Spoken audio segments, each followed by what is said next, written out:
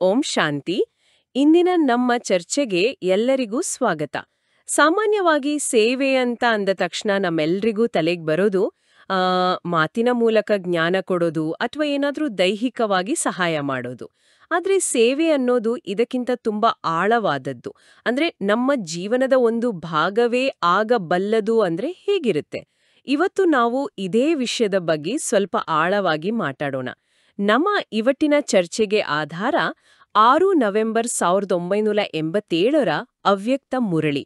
ಈ ಮುರಳಿಗಳು ಬ್ರಹ್ಮಕುಮಾರಿ ಸಂಸ್ಥೆಯಲ್ಲಿ ಸಿಗುವ ಜ್ಞಾನದ ಮೂಲ ಅಂತಾನೇ ಹೇಳಬಹುದು.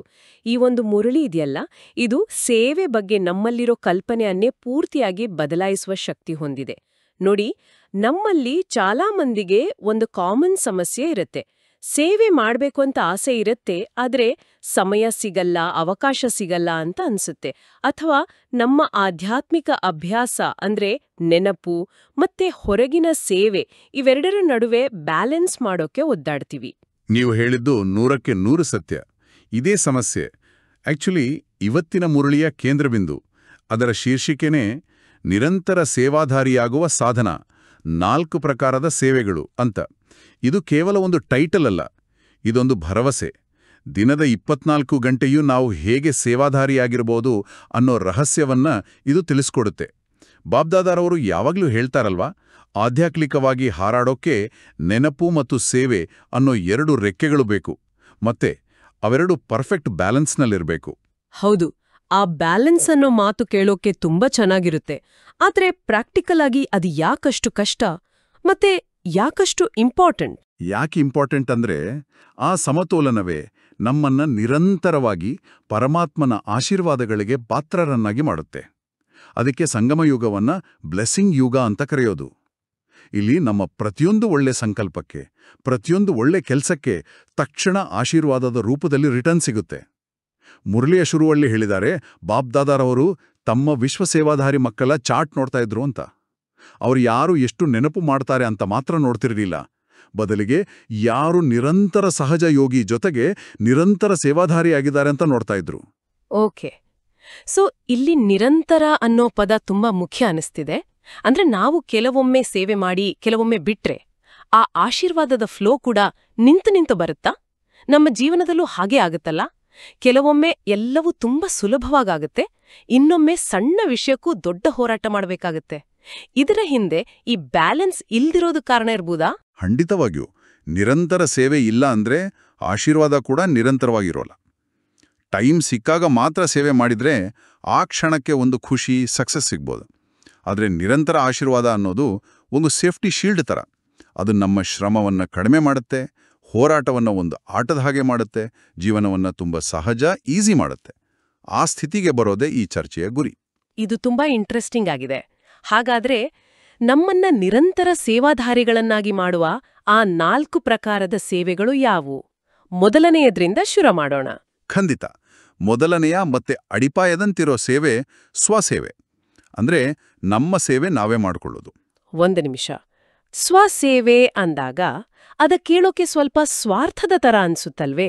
ಪ್ರಪಂಚದ ಸೇವೆ ಮಾಡೋದನ್ನ ಬಿಟ್ಟು ನಮ್ಮ ಬಗ್ಗೆನೇ ನಾವು ಯೋಚಿಸೋದು ಹೇಗೆ ಸೇವೆ ಆಗುತ್ತೆ? ಬಹಳ ಒಳ್ಳೆ ಪ್ರಶ್ನೆ ಕೇಳಿದ್ರಿ. ಇದೇ ಕನ್ಫ್ಯೂಷನ್ ಚಾಲ ಮಂದಿಗಿರುತ್ತೆ. ಆದ್ರೆ ಇಲ್ಲಿ ಸ್ವಸೇವೆ ಅಂದ್ರೆ ನಮ್ಮನ್ನ ನಾವು ಸಂಪನ್ನ ಮತ್ತೆ ಸಂಪೂರ್ಣ ಮಾಡ್ಕೊಳ್ಳೋದ್ರ ಮೇಲೆ ಸದಾ ಗಮನ ಕೊಡೋದು. ಜ್ಞಾನ, ಯೋಗ, ಧಾರಣೆ ಮತ್ತು ಸೇವೆ, ಈ 4 ಸಬ್ಜೆಕ್ಟ್ಗಳಲ್ಲಿ ಪಾಸ್ ವಿತ್ ಆನರ್ ಆಗೋದು. ಇದಕ್ಕೊಂದು ಸಿಂಪಲ್ ಉದಾಹರಣೆ ಅಂದ್ರೆ, ಫ್ಲೈಟ್ನಲ್ಲಿ ಆಕ್ಸಿಜನ್ ಕಮ್ಮಿ ಆದಾಗ ಮೊದಲು ನಿಮ್ಮ ಮಾಸ್ಕ್ ಹಾಕೊಳ್ಳಿ, ಆಮೇಲೆ ಬೇರೆಯವರಿಗೆ ಹೆಲ್ಪ್ ಮಾಡಿ ಅಂತ ಹೇಳ್ತಾರಲ್ವಾ? ಹೌದು ಹೌದು. ಹಾಗೇನೆ ನಮ್ಮಲ್ಲಿ ಶಕ್ತಿ, ಶಾಂತಿ, ಜ್ಞಾನ ತುಂಬಿದ್ರೆ ತಾನೇ ನಾವು ಬೇರೆಯವರಿಗೆ ಕೊಡಕ್ಕಾಗೋದು. ಅಂದ್ರೆ ನಮ್ಮನ್ನ ನಾವು ಸರಿಪಡಿಸಿಕೊಳ್ಳೋದೇ ಒಂದು ಪರೋಕ್ಷ ಸೇವೆ ಅಂತಾನಾ? ಪರೋಕ್ಷ ಮಾತ್ರ ಅಲ್ಲ, ಓಹೋ, ಅದು ಪ್ರತ್ಯಕ್ಷ ಸೇವೆ ಕೂಡ ಹೌದು. ಯಾರು ತಮ್ಮನ್ನ ತಾವು ಸಂಪನ್ನರನ್ನಾಗಿ ಮಾಡ್ಕೊಳ್ತಾರೋ ಅವರ ಮುಖ, ಅವರ ಕಣ್ಣುಗಳು, ಅವರ ಮಾತು, ಅವರ ಇರುವಿಕೆಯೇ ಒಂದು ಸೇವೆಯಾಗತ್ತೆ. ಅವರು ವೈಬ್ರೇಷನ್ ಅವರು ಇಲ್ದ ಕಡೆಯೂ ಕೆಲಸ ಮಾಡುತ್ತೆ. ಇದರ ವಿಧಾನ ಅಂದ್ರೆ ಸ್ವಯಂ ಪರಿಶೀಲನೆ, ಬೇರೆಯವರದ್ದಲ್ಲ. ನನ್ನಲ್ಲಿ ಏನು ಕೊರತೆ ಇದೆ, ನಾನು ಯಾವುದರಲ್ಲಿ ಇಂಪ್ರೂವ್ ಆಗ್ಬೇಕು ಅಂತ ನೋಡ್ಕೊಳ್ಳೋದೇ ಅತಿದೊಡ್ಡ ಸ್ವಸೇವೆ. ಇದು ಕ್ಲಿಯರ್ ಆಯ್ತು. ನಮ್ಮ ಪಾತ್ರೆಯನ್ನ ನಾವೇ ತುಂಬಿಸ್ಕೊಳ್ಳೋದು. ಹಾಗಾದ್ರೆ ಎರಡನೇ ಸೇವೆ ಯಾವುದು? ಇದು ನಮ್ಗೆಲ್ಲರಿಗೂ ಗೊತ್ತಿರೋದಾ? ಹೌದು. ಎರಡನೆಯದು ವಿಶ್ವಸೇವೆ. ಇದರ ಬಗ್ಗೆ ನಮಗೆಲ್ಲ ಹೆಚ್ಚು ಕಡಿಮೆ ಗೊತ್ತಿದೆ. ವಾಣಿಯ ಮೂಲಕ ಅಂದರೆ ಮಾತಿನ ಮೂಲಕ ಜ್ಞಾನ ಕೊಡೋದು, ಬೇರೆ ಬೇರೆ ಮೀಡಿಯಾ ಬಳಸಿ ಕಾರ್ಯಕ್ರಮಗಳನ್ನು ಮಾಡಿ ಸೇವೆ ಮಾಡೋದು, ಸಂಪರ್ಕಕ್ಕೆ ಬರೋ ಆತ್ಮಗಳಿಗೆ ಪರಮಾತ್ಮನ ಪರಿಚಯ ಕೊಡೋದು, ಇದೆಲ್ಲ ಇದರಲ್ಲಿ ಬರುತ್ತೆ. ಸರಿ, ಹಾಗಾದ್ರೆ ನಮ್ಮನ್ನ ನಾವು ಸರಿ ಮಾಡ್ಕೊಳ್ಳೋದು ಮತ್ತೆ ಜಗತ್ತಿಗೆ ಜ್ಞಾನ ಕೊಡೋದು ಇವೆರಡಾಯ್ತು. ಆದ್ರೆ ನಾವು ಸಂಸ್ಥೆಗಾಗಿ, ಯಜ್ಞಕ್ಕಾಗಿ ಫಿಸಿಕಲಿ, ಫಿನಾನ್ಷಿಯಲಿ ಎಫರ್ಟ್ ಹಾಕ್ತೀವಲ್ಲ, ಅದಕ್ಕೇನ್ ವ್ಯಾಲ್ಯೂ? ಅದನ್ನೆಲ್ ಕೌಂಟ್ ಮಾಡ್ತಾರೆ? ಅದಕ್ಕೆ ತುಂಬಾ ದೊಡ್ಡ ಮಹತ್ವ ಇದೆ. ಅದೇ ಮೂರನೇ ಸೇವೆ, ಯಜ್ಞ ಸೇವೆ. ತನು, ಮನ, ಧನದಿಂದ ಯಜ್ಞದ ಕಾರ್ಯಗಳಲ್ಲಿ ಸಹಯೋಗ ಕೊಡೋದು. ಇದು ಸ್ಟೇಜ್ ಮೇಲೆ ಕಾಣಿಸೋ ಸೇವೆ ಆಗಿರ್ಲಿಕ್ಕಿಲ್ಲ, ತೆರೆಮೆರೆಯಲ್ಲಿ ಮಾಡೋ ಸೇವೆ ಆಗಿರ್ಬೋದು.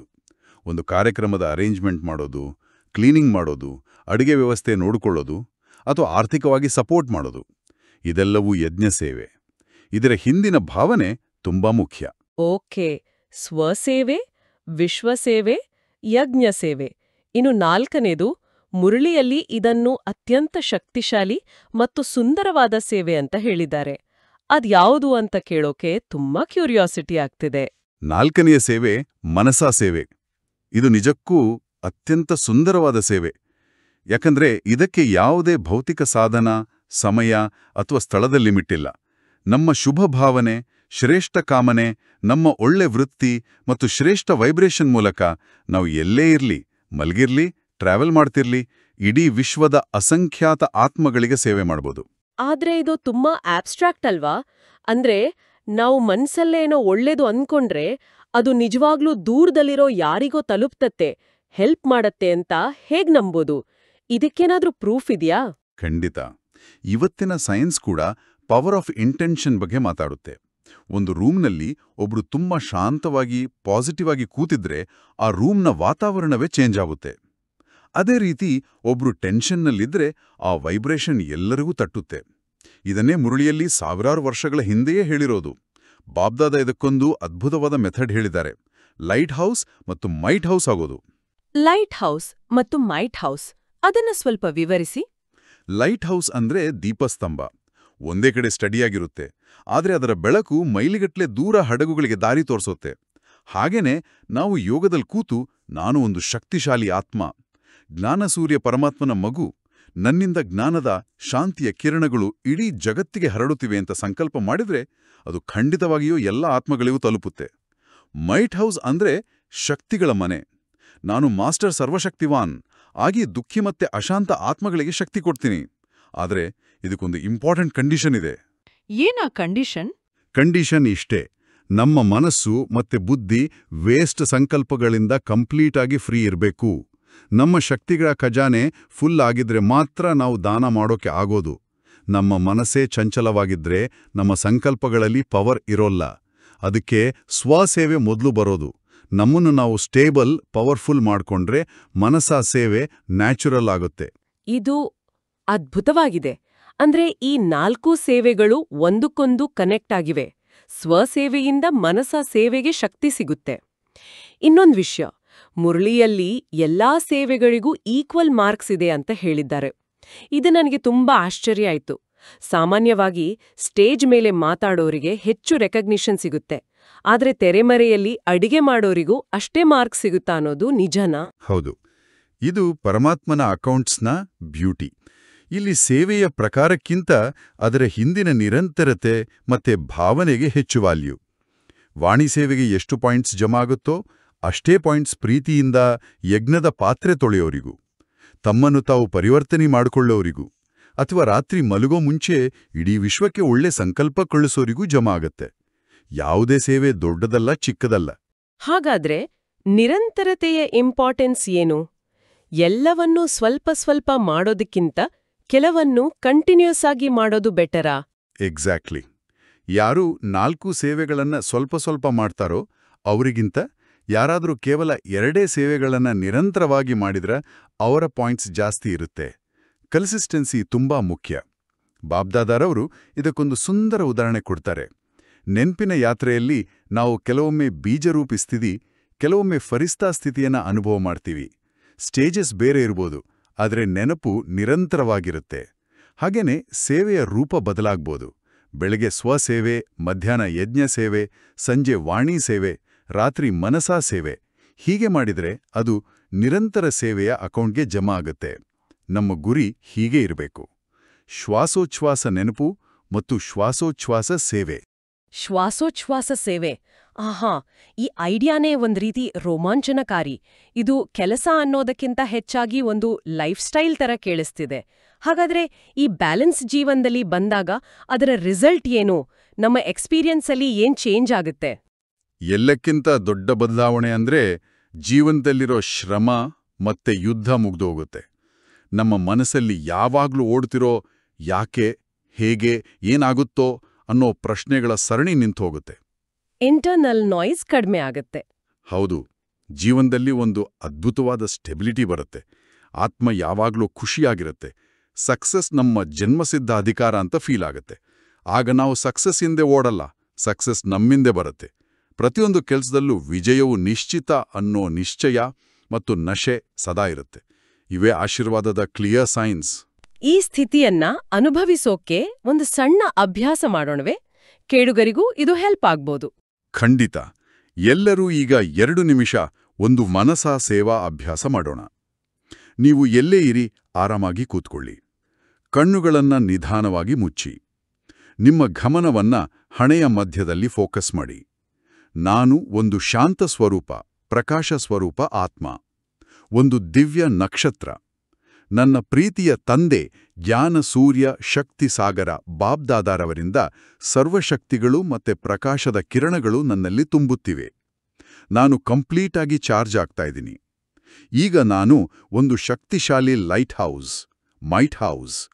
ನನ್ನಿಂದ ಶಾಂತಿ, ಪ್ರೀತಿ ಮತ್ತು ಶಕ್ತಿಯ ಕಿರಣಗಳು ಹೊರಹೊಮ್ಮಿ ಇಡೀ ವಿಶ್ವದ ಆತ್ಮಗಳಿಗೆ ತಲುಪುತ್ತಿವೆ.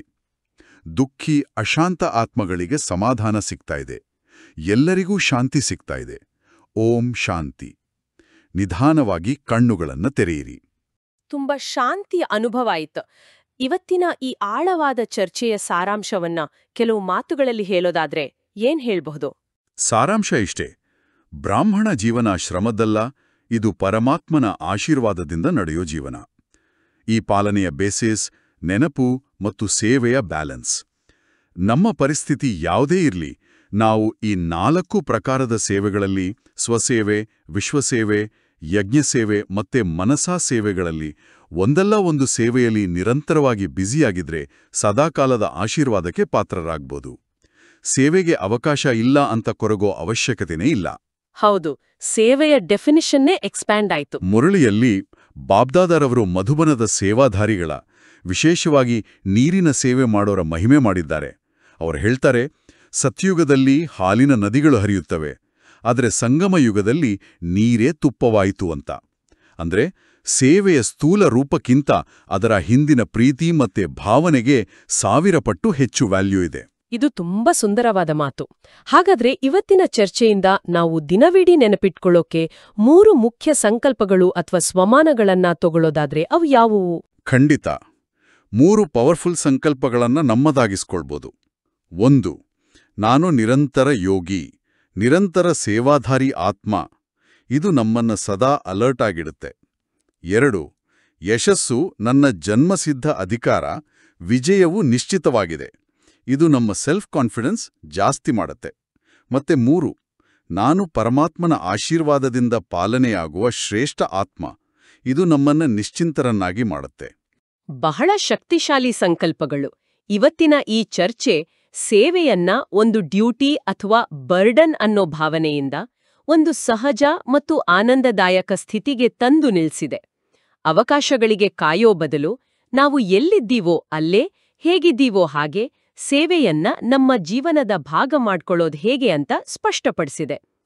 ಈ ಚರ್ಚೆಯನ್ನ ಮುಗಿಸೋ ಮುಂಚೆ ಕೇಳುಗರಿಗೆ ಚಿಂತನೆಗಾಗಿ ಒಂದು ಪ್ರಶ್ನೆ ಕೇಳೋಕಿಷ್ಟಪಡ್ತೀನಿ.